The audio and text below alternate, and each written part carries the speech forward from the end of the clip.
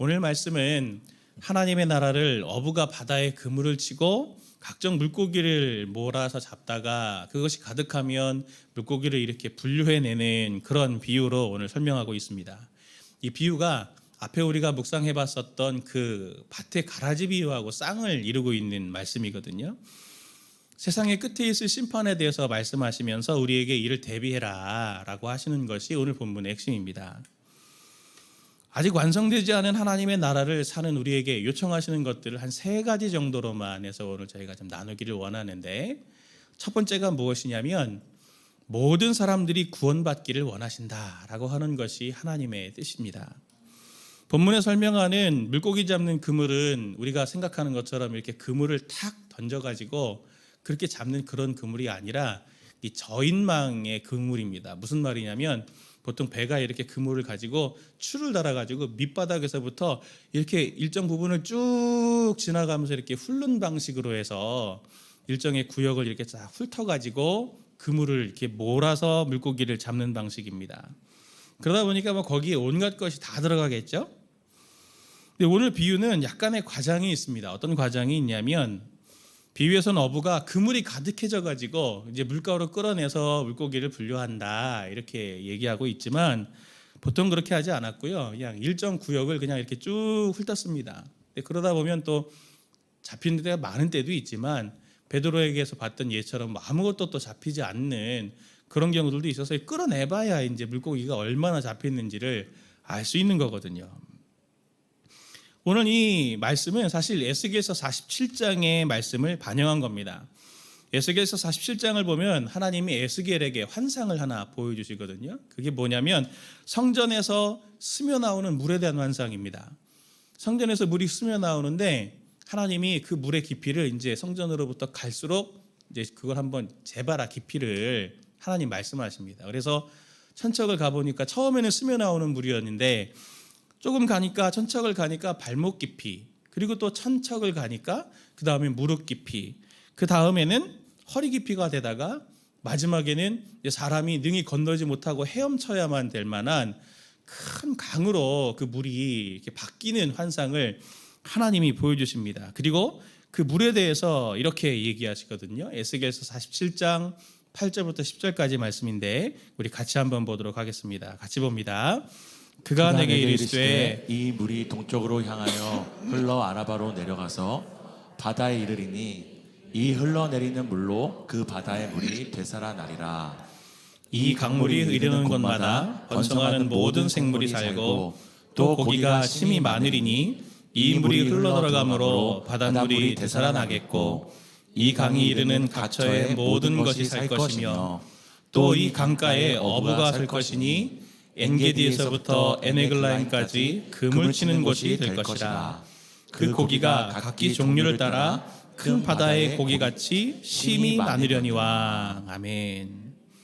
에스겔서의 환상은 말세의 성전으로부터 시작된 이 물이 점점 풍성해지고 그것이 마침내 물이 닿는 곳마다 회복과 치유가 일어나고 그리고 이 물로 많은 물고기가 살게 될 거다라고 하는 하나님의 구원의 풍성함을 우리에게 비유적으로 보여주는 겁니다. 그것을 예수님이 이용하신 거죠.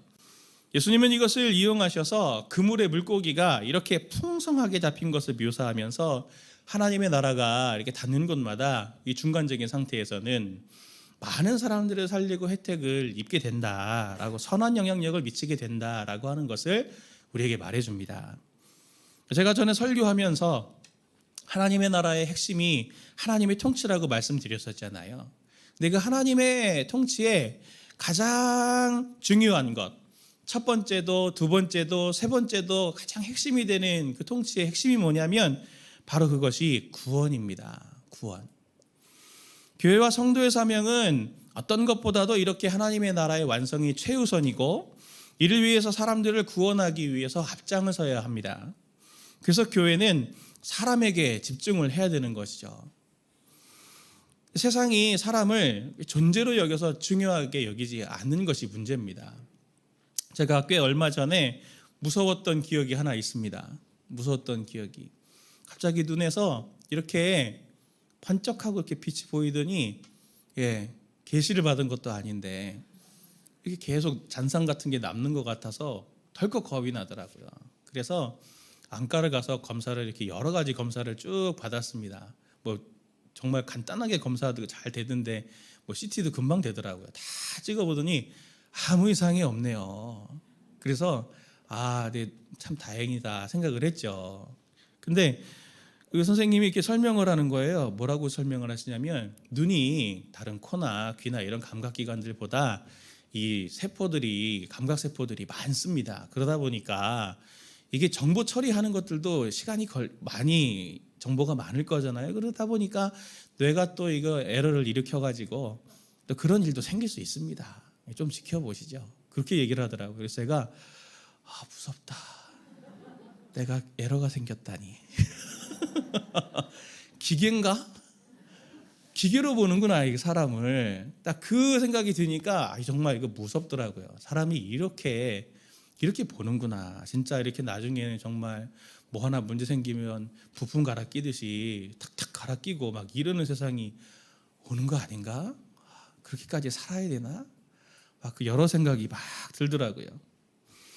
일찌감치 사람과 동물을 비슷하게 생각하기도 하고 그렇게 기계처럼 인간을 대하기 시작하다 보니까 사람을 소중하게 생각하지 않습니다.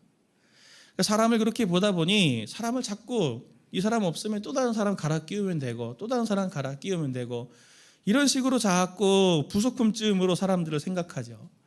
사람의 이 존재보다 기능을 훨씬 중요해지는 사회 속에 우리가 익숙하게 살아가다 보니까 교회도 그렇고 가정 안에서도 그렇고 아빠 노릇하고 엄마 노릇하고 아들 노릇하고 딸 노릇해야만 정상적이고 건강하고 뭔가 괜찮은 그런 사람들로 생각하고 우리 가정은 평안하다 이렇게 생각하는 그림들이 있지는 않습니까?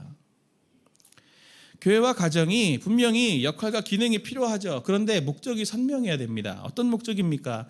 교회와 가정은 사람을 소중하게 여기고 사람을 살리고 사람을 성장시키는 그 기능이 그거 외에는 무슨 다른 기능이 있겠습니까? 이게 최우선인 거죠. 근데 이게 참 어려운 겁니다. 그러나 우리가 정말 포기하지 말고 치열하게 세상과 이게 싸우면서 내적으로 지켜야 될 것들이 뭐냐면 우리 가정이나 교회 안에 있는 그 한 사람을 소중하게 여기는 것, 존재를 있는 그대로 받아주는 것, 그것이 굉장히 중요한 일입니다. 일부러 제가 영혼이라는 단어보다는 사람이라는 단어를 쓰는데 이유가 있습니다. 왜 그러냐면 하나님이 처음에 창조하실 때부터 당신을 대리해서 이 세상을 다스릴 존재로 사람을 지으셨잖아요. 그 사람이 바로 교회와 가정 안에서 한 사람이고 그 한 사람이 잘 구원받고 그 한 사람이 성장하고 그 한 사람이 잘 세워져야 그 한 사람이 사회 곳곳에 들어가서 하나님의 대리 통치자로 이 세상을 잘 다스릴 수 있는 사람이 되는 것이 아니겠습니까? 그래야 하나님의 나라가 확장이 되는 것이죠. 그냥 기계적으로 교회의 사명은 구제하는 거다. 교회의 사명은 전도하는 거다라고 하는 이 역할과 기능에만 관점 갖다가 보니까 기형적인 형태들이 굉장히 많이 생기고 그것을 이루기 위해서 또 마음 상하는 여러 가지 상황들이 생기는 것을 우리가 교회나 가정에서 많이 보지 않습니까? 교회에도 그렇고 가정에도 그렇고 잃어버린 한 사람이 있을 수 있습니다. 하나님의 나라의 풍성함은 그것이 계속 확장되어져서 잃어버린 그 한 사람이 주님께 돌아오고 그리고 그 돌아온 그 한 사람도 주님의 그 풍성한 다스림 가운데서 계속 더 성장해 나가고 그리고 하나님이 주시는 그 완성된 하나님을 향해서 하나님의 나라를 위해서 함께 꿈꾸며 동역자로 함께 손잡고 걸어가야 되는 것이 바로 하나님께서 지금 우리에게 바라시는 것입니다. 두 번째로 완성되지 않은 하나님의 나라를 사는 우리에게 주님께서 요청하시는 게 있는데 그게 무엇이냐면 심판은 기준에 따라 진행이 될 거다. 그러니 대비를 잘 해라 라고 하는 겁니다. 비유는 이렇게 또 시작이 됩니다.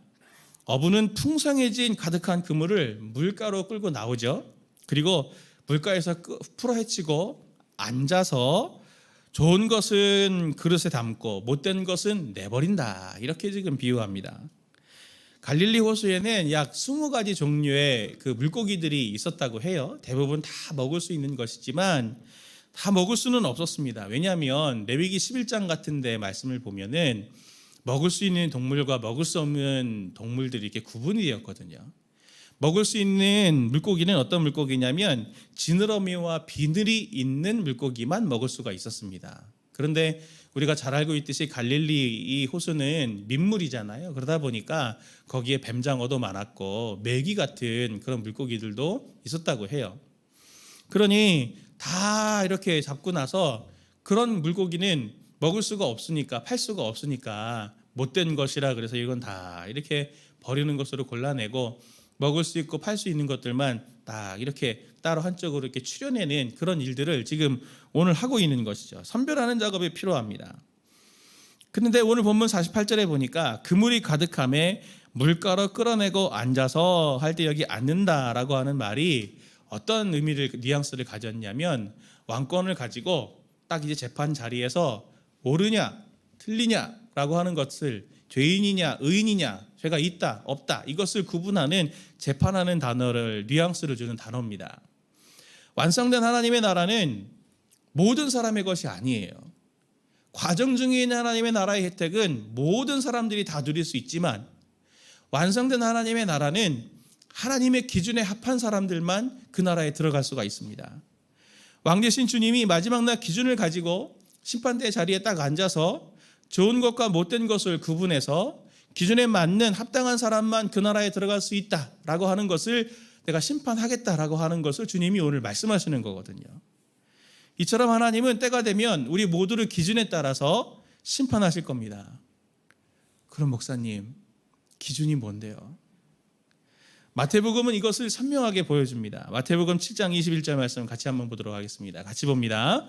나더러 주여 주여 하는 자마다 다 천국에 들어갈 것이 아니요 다만 하늘에 계신 내 아버지의 뜻대로 행하는 자라야 들어가리라.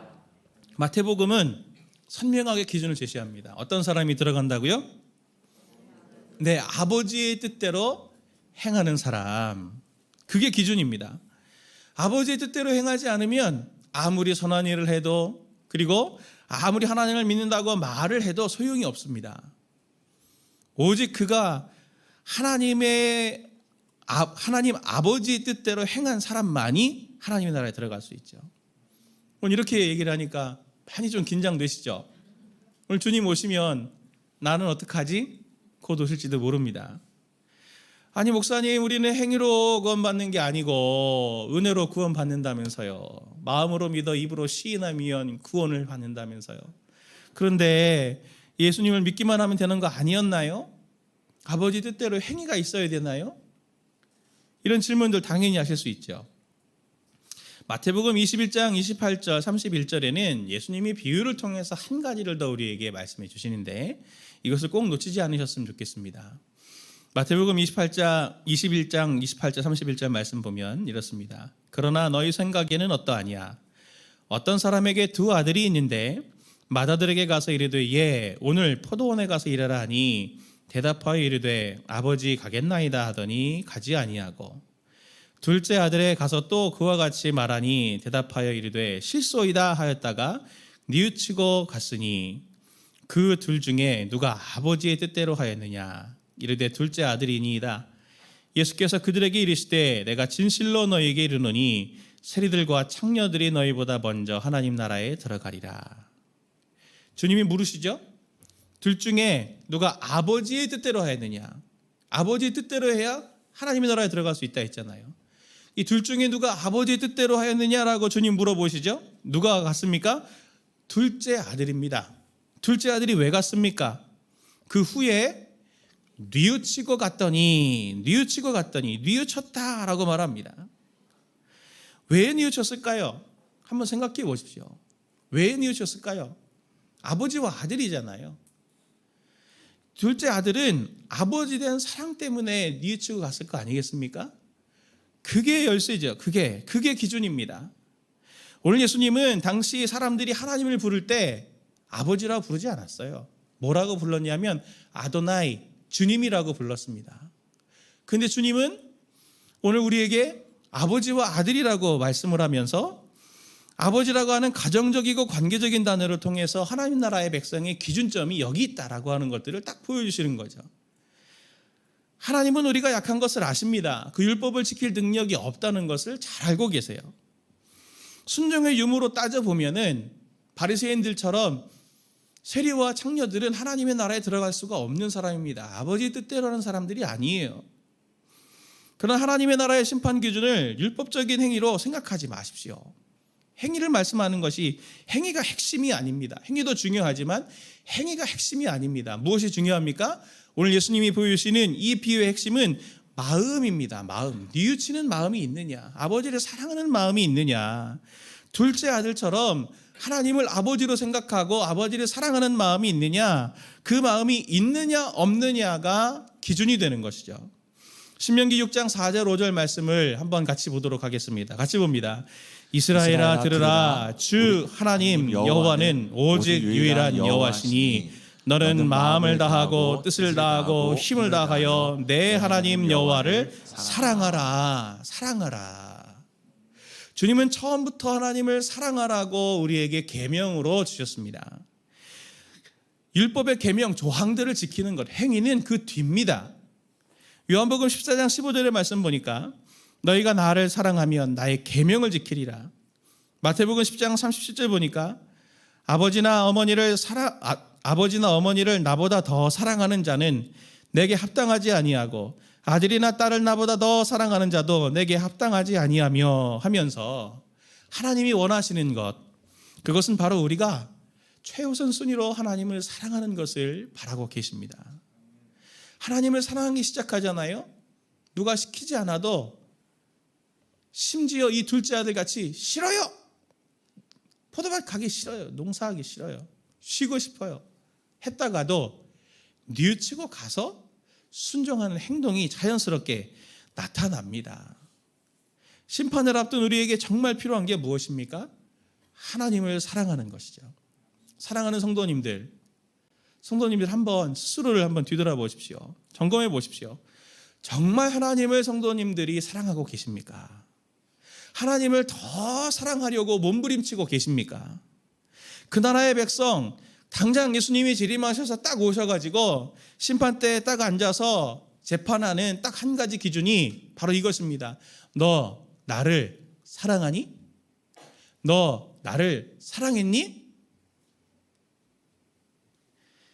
나 자신을 자꾸 세상적인 기능적 기준으로, 바리새인들이 책망받았다는 그 똑같은 기준으로, 내가 이것도 못하고 저것도 못하고 그랬으니 하나님이 뜻대로 하지 못해서 내가 하나님 앞에 떳떳할 수가 없습니다라고 하는 그런 생각이 아니라, 그런 행위적인 기준으로만 보지 마시고 성도님들의 속사람, 내면의 속사람을 한번 잘 들여다보십시오.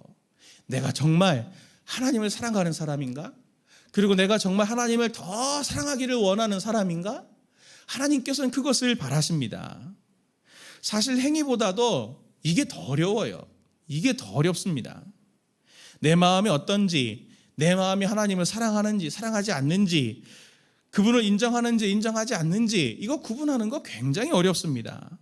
이것은 말씀과 기도의 자리가 정말 많이 필요한 것이에요. 신명기 8장 2절을 세번역으로 보니까 하나님이 이렇게 모세를 통해 말씀하십니다.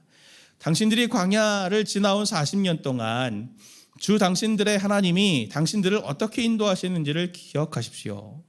그렇게 오랫동안 당신들을 광야에 머물게 하신 것은 당신들을 단련시키고 시험하셔서 당신들이 하나님의 계명을 지키는지 안 지키는지 당신들의 마음속을 알아보려는 것이었습니다. 마음속을 알아보는데 40년이 걸린 거예요. 쉽지 않죠. 성도님들의 마음을 잘 관리하고 계십니까? 정말 제일 먼저 하셔야 될 게 내 마음의 관리자가 되셔야 됩니다. 저와 성도님들 모두 잠시 마음을 방치하면요, 우리 속에 있는 죄성이 정말 작은 것이라도 끊임없이 죄의 뿌리를 나도 모른 채 쫙 뿌려서 내서 욕심과 마음이 내 삶을 주도하게 합니다. 그래서 죄의 열매를 맺게 해서 죽음의 냄새에 죽음의 공포를 내 삶에 계속 들이우게 만들죠. 그래서 바울은 에베소서에서 에베소 교인들을 향해 간절하게 이렇게 기도합니다. 세 번역으로 우리 3장 14절 그리고 17절 19절을 한번 보도록 하겠습니다. 같이 봅니다. 그러므로 나는 아버지께 무릎을 꿇고 빕니다. 믿음으로 말미암아 그리스도를 여러분의 마음속에 머물러 계시게 하여 주시기를 빕니다. 여러분이 사랑 속에 뿌리를 받고 털을 잡아서 모든 성도와 함께 여러분이 그리스도의 사랑의 너비와 길이와 높이와 깊이가 어떠한지를 깨달을 수 있게 되고 지식을 초월하는 그리스도의 사랑을 알게 되기를 빕니다. 그리하여 하나님의 온갖 충만하심으로 여러분이 충만하여지기를 바랍니다. 아멘. 바울의 이 간절한 기도가 성도님 스스로를 향한 기도이기를 바라고 나를 위한 기도가 되기를 간절히 바랍니다.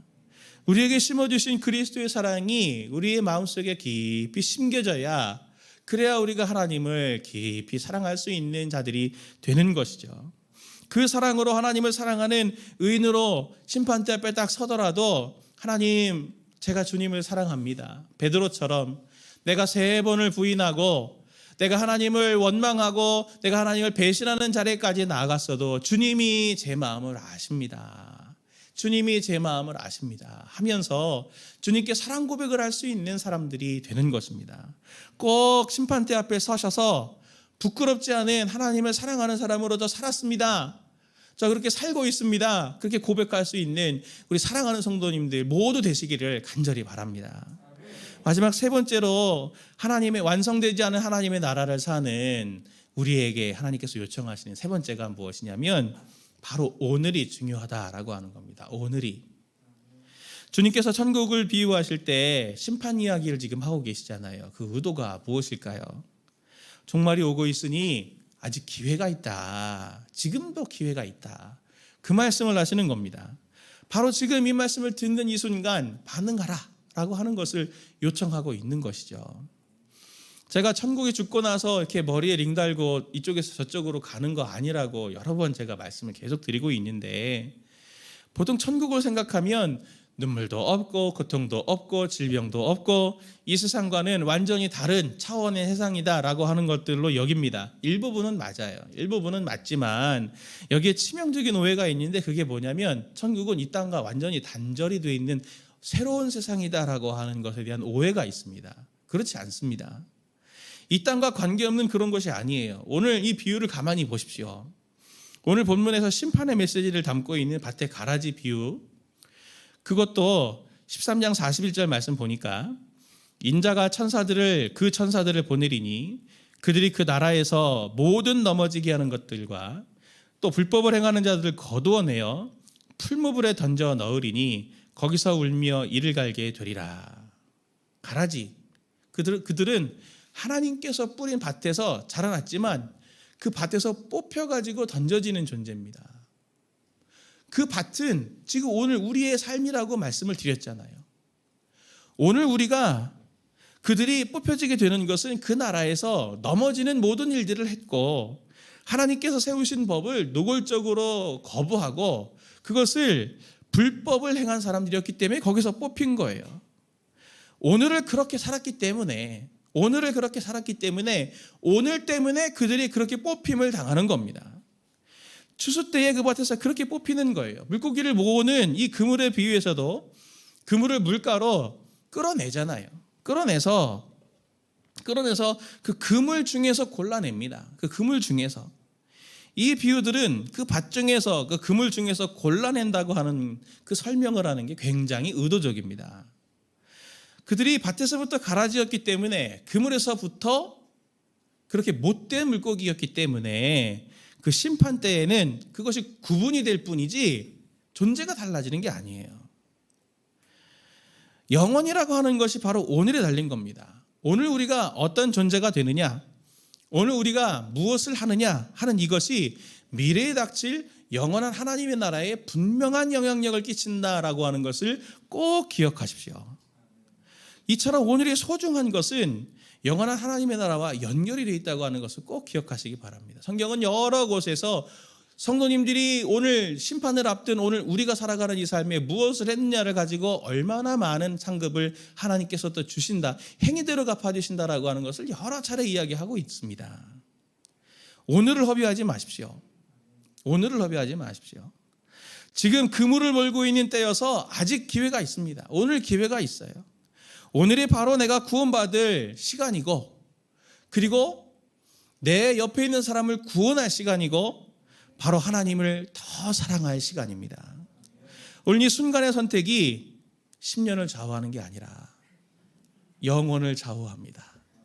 영혼을 좌우합니다. 한국교회의 어른인 한경직 목사님, 많은 분들이 알고 계시죠?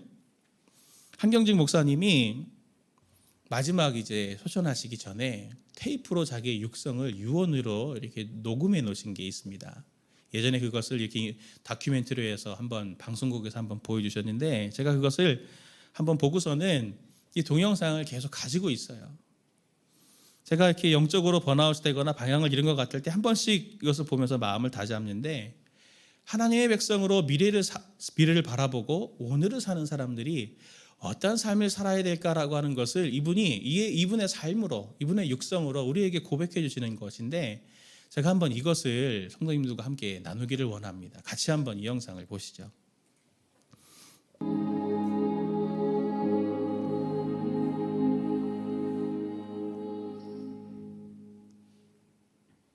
나는 우리 자손들에게 남길 유산은 하나도 없다. 문자 그대로 나는 내게 속하는 집 한 간, 땅 한 평도 없는 사람이다. 그것은 이미 너희들도 다 알 줄 생각한다. 무슨 재산을 소유한다고 하는 것은 어딘가 모르게 부끄럽게 생각이 된 까닭이다.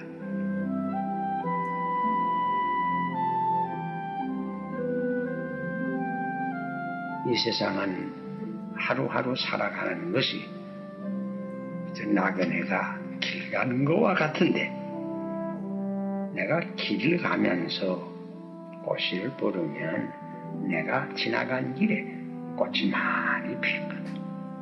또 이 다음에 꽃이 피면 열매도 맺을 것이다.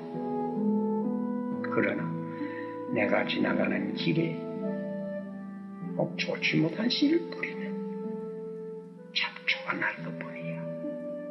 내가 특별히 기대하는 것은 그저 인생길에 가면서 전도할 수 있으면 전도하고, 사랑을 베풀 수 있으면 사랑합니다. 도울 수 있으면 도우고, 좋은 사업할 수 있는 기회를 놓치지 말고 좋은 사업하고, 그저 누구에게나 어디서든지 선한 씨를 심어두고 많이 뿌리도록. 오늘 우리가 사는 우리가 많이 뿌리면 다음 세대가 더 거둘 거 아닌가? 뭐 한 세기 후에 또 거둘 거 아닌가? 그뿐인가? 하늘나라에서도 거두고. 그러니까 이 세상을 살아갈 때에 좋은 씨를 많이 뿌리라.